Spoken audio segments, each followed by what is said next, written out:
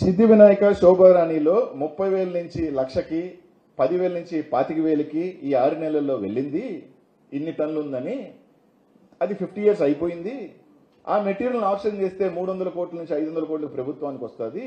మీకు సంబంధించిన కాకపోతే అవి గవర్నమెంట్స్ ల్యాండ్స్ కాబట్టి వాటి మీద నోటీస్ బోర్డు పెట్టి ఆ మెటీరియల్ ఆప్షన్ చేయించండి. ఈ పత్రికల సమక్షంలోనే క్షమాపణ చెప్తాను అని చెప్పిన వాడిని నేను.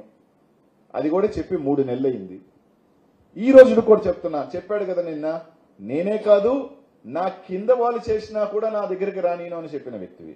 ఈరోజు నేను ఓపెన్ గా చెప్తా ఉన్నా, శ్రీనివాస మైన్ లో, సిద్ధి వినాయక మైన్, శోభారాణి మైన్స్ లో ఇంకా ఇల్లీగల్స్ జరుగుతా ఉంది. అవి గవర్నమెంట్ 50 సంవత్సరాలు 60 సంవత్సరాలు అయిపోయిన మైన్స్. ఎందుకు మీరు హ్యాండ్ ఓవర్ చేసుకోవట్లేదు? ఆ మెటీరియల్ ఎందుకు ఆప్షన్ పెట్టట్లేదు?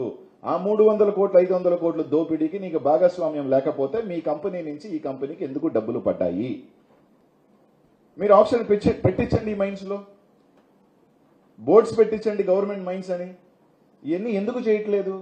మీకు వాటా లేకపోతే, మీ కంపెనీ నుంచి ఆ కంపెనీకి డబ్బులు లేకపోతే తూతూ మంత్రం ఎవరన్నా విలేకరులు పెద్ద రాస్తే ఆ ఇంటికి పోయి దాంతం చేస్తుంటారు. సాక్ష్యం లేదంటే సాక్ష్యం వచ్చా గంటలోనే,